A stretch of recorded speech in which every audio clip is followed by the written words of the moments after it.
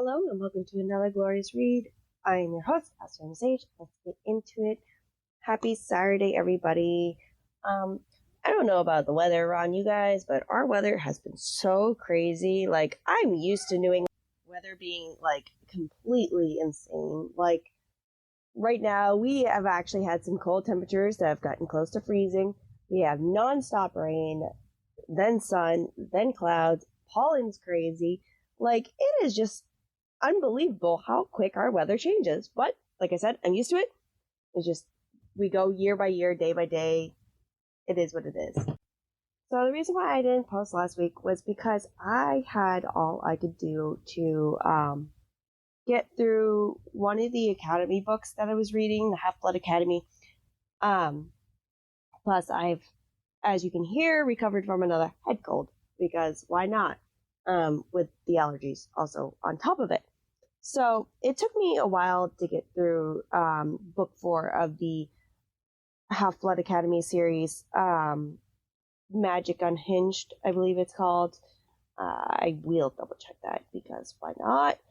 But it's still a good series. It's just not gaining my attention. And there is one final book of the series, but I have to walk away from it because the last few books kind of dwindled down. So yeah, it's Magic Unchained. Like I said last time, Hector was gonna bring back Marigold from the dead. Come to find out, she's not dead at all. She is actually in hell with Loki, who's Lucifer's son, as I stated last time. So Lucifer is trying to claim Marigold's powers. They keep calling her Celeste. Ares is there. He wants her power also. And they're also trying to get back to her mother as well. So she has to do or enter Hell's Academy, basically. The Demon Academy there. And Loki's trying to help her gain her abilities, come into her powers, so he can have her help him take over Lucifer's throne, because Loki wants to run hell himself. These books are very much the same. It seems like everybody's trying to get a hold of Marigold. So, they keep calling her Celeste. She gets given a hellhound, what's like a Cerberus, except he only has 2 heads instead of 3, so he's like an offshoot of the original Cerberus. Of course, there's a fire steed who also is very intelligent and can talk with Celeste. So Loki's basically trying to get her to grow. This book jumps a lot around. Like, I do too in my books, but not to this extent. So basically, it's Marigold trying to grow in hell and be by herself, but she's also got witches and mages on her side. Or the half-breeds there, who just happen to be born in the demon side of the world. The demigods are trying to get back to her. Again, Lucifer and Ares have tried to cause her problems. That's not going so well on their end.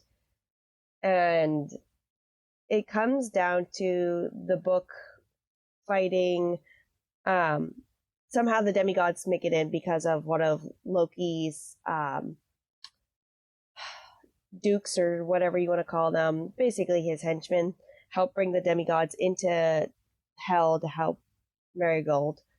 So she's trying to gain her power back. Of course, Lucifer and Ares find out about it. They show up. There's a big brawl. Zach almost dies. And then basically Marigold convinces Ares and Lucifer by tricking them to come into the void. For Ares, she tackles. For Lucifer, she connives into believing that she is his ex-lover Lilith, and brings her, or tricks him to come into the void with her. She tries to disappear so the demigods can't follow her. She hopes everybody's safe. Somehow something happens where the demigods show up. So they're in the void with her, and she finds out that Hector gave up his life for Zach. He's still there, but now he's immortal, not immortal anymore. And basically, the next book is them in the void. Like I said, this book, it took me a while. I didn't quite enjoy it as much. The spice is all right. I just give it a solid 3. Like, it's not a bad book. It took me a while because it's the same thing over and over again. And spice level, it's still a 3. Like, it's a quick bam, thank you, ma'am kind of deals. So it's still a good book series. I just think it should be a little bit shorter, maybe. I haven't tried the last book, so I don't know.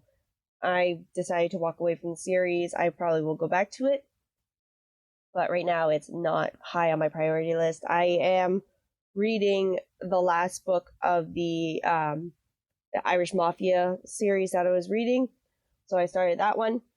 But while I was trying to push myself through this last book of the Half-Blood Academy, I did read the 3rd book, or is it the 4th book? I think it's the 3rd book of the ACOTAR series. So, the Court of Winds and Ruin. So, it is a very good series. I give this one definitely a top 5. So, yeah, Pharaoh went back to Tamlin, and she basically destroys his court. She turns everybody against him. She does end up going back to Riesland. But before that, Lucian definitely knows that something's wrong with her. Like, he knows that she's playing the fiddle. She somehow convinces him to come with her. So there is this prince and princess who are part of Hybern's court, who basically try to turn her a little bit, is what I understand. I'm not going to go into much detail because I do want you to read the books. And there's also that high priestess who causes problems and was trying to seduce Lucian, and of course Feyre comes to his defense. Well, when that happens, him and Feyre end up going on the run. She leaves Tamlin behind. They go back to the Night Court. Lucian is surprised that the Night Court's not what everybody makes it out to be. He becomes a follower a little bit. Of course, his mate Elaine is there, who is Feyre's sister. But during the book, most of it is about them getting ready for war and trying to make deals and bring in the High Courts and the High Lords together so that they all fight together. And Feyre makes some sketchy deals, but she also does some really nice deals. But it's not with the High Lords. It's actually with creatures older than the Fae themselves. So the Bone Carver you also hear about the Weaver. And there's a new one who's actually in the library at the Night Court. Of course, Rhysand also gets the Court of Nightmares to help out in the fight. And of course, the fights, the Illyrians are helping. So it's a lot of everybody coming again to fight Hybern and subdue the Cauldron.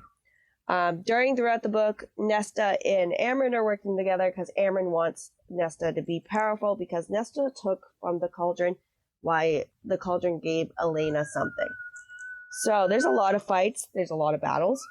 There's a lot of coercing a little bit. Jirian, who is supposed to be that human that Amarantha killed and kind of imprisoned his soul in an eye and a bone of his finger. He comes back to life, and he's actually working with the Fae for the humans, and he wants to basically make peace. So he's playing a double-sided fiddle, too, against the King of Hybern. So there's a lot of treachery. They're pretty sure Tamlin's still a bad guy, even though he showed up to the meeting of the High Lords. He's trying to basically get under Riesland's skin. Riesland does die in this book, but somehow comes back to life. I'm not going to tell you about it. Of course, I was like, no! And there was other characters that died that I'm like, oh, come on. You can't kill them. Like, they just started getting parts of the story. Like, everybody who's like, oh, the favorite side character. Yeah, pretty much. But Nesta becomes a big part of this whole war. Elena becomes a big part of the war. The human race becomes a big part. Everybody has a definite role. Amren's freed. I'm not going to go into depth unless you read the books about what that means. And Cassian is saved, even though he was gravely wounded. Same with Azrael. Even Feyre disguises herself as the priestess, who has been causing problems with her. Of course, the priestess is no longer, thanks to Feyre's smart thinking. Our surreal friend comes into play again. These books are awesome. I love how the author does, like, the whole, like, back and forth thing. She does such a great job with the whole world in describing everybody and their characters into depth. This is what I look for in books. I am waiting for the 4th book to come out. So we'll just say that the war with Hybern is done, but I don't think it's over. Like, Hybern's out of the picture, but they don't think the war itself is done. So I'm excited to know what the last 2 books are like.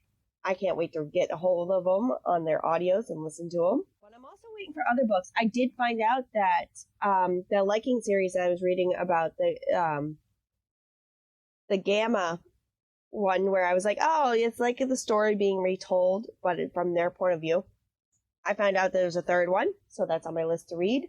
Vanessa Allen's Caught Up is out, so I'm excited to read or listen to that one. There's a few other books that I'm still waiting for to come out, but I think it's great. I can't wait. There's so many, like, my TBR, like, shelf, it keeps growing. Like, every book I, like, read, I feel like I add 5 more. I feel like that's a reader's, like, awful kryptonite is our TBR, shelf. So I have, like, this whole list of books I want to read, but I'm like, ooh, this one sounds interesting. Let's read this one instead. Most of my stuff that I do get is series, so that's part of how my list grows. But I'm going to keep this podcast short just because I am still recovering. I didn't have much from the Half-Blood Academy. I do want to go more in depth about the Court of Thorns and Roses series, but where I'm still waiting on the last couple books, and they kind of left it on a cliffhanger of where they returned home. It's kind of one of those things, although there is a phrase from the book that I love, and it was basically only you can decide what breaks us kind of thing. And that was from the Surreal, when Feyre was asking about if she looks into a mirror, if she's going to go mad. Feyre does look into this mirror, by the way, and I think what she sees is such a beautiful description of how we should look deeper into ourselves. But only you can decide what breaks you. That is a beautiful quote. Definitely this author does a wonderful job, and I recommend reading the series. On the other hand, I am still working on my other books. I am working on my Celestial and Demigod series, the revision edition, and adding on to my 3rd book. My 3rd book being about Pisces and Nova. So Pisces is the water celestial, as is Nova is his guardian, who is actually a cursed banshee. I know most people see banshees as a terrifying old hag. What the creatures usually are.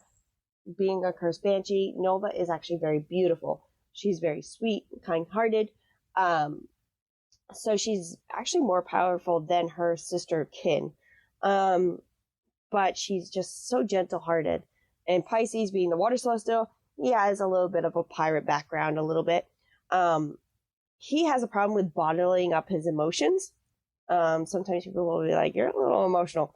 And they only can tell by the way if somebody has water around them, if how he's feeling. Sometimes if he's angry, waves will crash, or like if he's like happy, sometimes water will do something different. So like his emotions flows out through his ability through showing it through water. So I'm working on this book too.